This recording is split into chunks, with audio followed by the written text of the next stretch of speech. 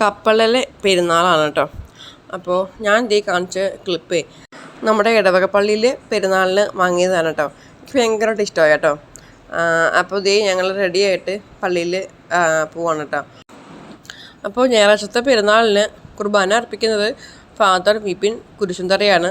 പിന്നെ നമുക്ക് പ്രസംഗം നടത്തുന്നത് നമ്മുടെ ഫാദർ ജിന്നു പള്ളിപ്പാട്ടാണ് കേട്ടോ.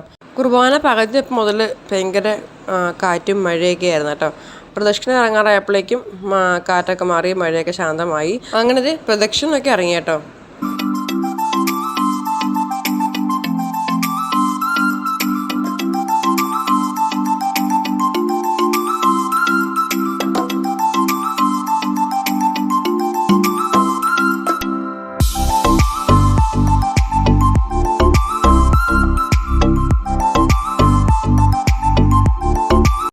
പ്രദക്ഷിണം കഴിഞ്ഞ് വന്നപ്പോൾ പപ്സും ജ്യൂസും ഉണ്ടായിരുന്നേ.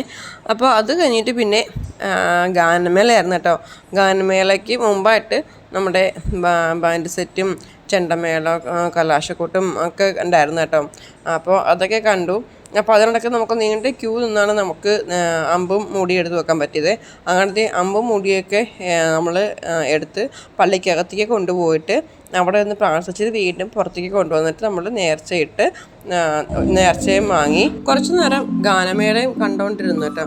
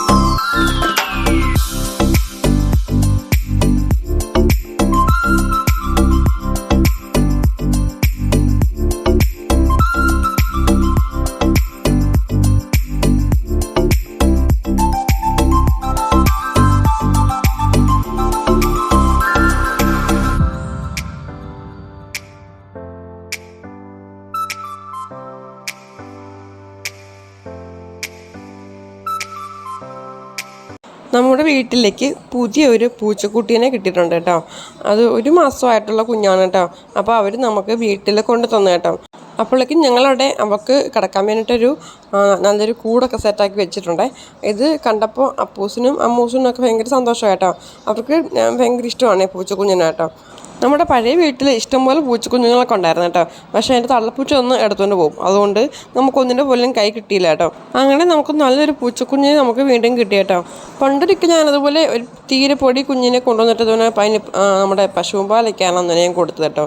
പശുവും പാൽ കുറച്ചെടുത്തിട്ട് ഒന്നര വെള്ളമൊക്കെ ഒഴിച്ച് തിളപ്പിച്ച് ചൂടാറ്റി അങ്ങനെ ഞാൻ കൊടുത്ത് ഒന്നിനെയും വളർത്തിയെടുത്തായിരുന്നേ. പക്ഷെ അതിന് ഭയങ്കര സ്നേഹമായിരുന്നു കേട്ടോ. അത് കുറേ നാൾ എൻ്റെ കൂടെ ഉണ്ടായിരുന്നേ. കുറേ നാൾ കഴിഞ്ഞപ്പോൾ പിന്നെ അത് എങ്ങോട്ട് പോയി കേട്ടോ. അത് പക്ഷെ ഒരു ആൺപൂച്ചയായിരുന്നേ. കണ്ടം പൂച്ച തെണ്ടി പോകുന്നു ഇങ്ങനെ പറഞ്ഞു കേട്ടിട്ടുണ്ട്. അങ്ങനെ എങ്ങനെ പോയതാണെന്ന് തോന്നുന്നു. കാരണം 3 ദിവസം വീട്ടിലാരും ഇല്ലാണ്ടായപ്പോൾ ആരെയും കളഞ്ഞിട്ട് പോയതാണോന്നും അറിയില്ല കേട്ടോ. എന്താണേലും അതിനെ ശരിക്കും ഞാൻ ഇപ്പോഴും മിസ് ചെയ്യുന്നു കേട്ടോ. അത്ര നല്ലൊരു പൂച്ചയായിരുന്നേ. അതങ്ങനെ കക്കുവോ അടുക്കളയിൽ കയറുമോ അങ്ങനെയൊന്നും ഇല്ലായിരുന്നു കേട്ടോ. നല്ല സ്നേഹമായിരുന്നു. അപ്പോൾ വീഡിയോ ഇത്രയേ ഉള്ളൂ കേട്ടോ.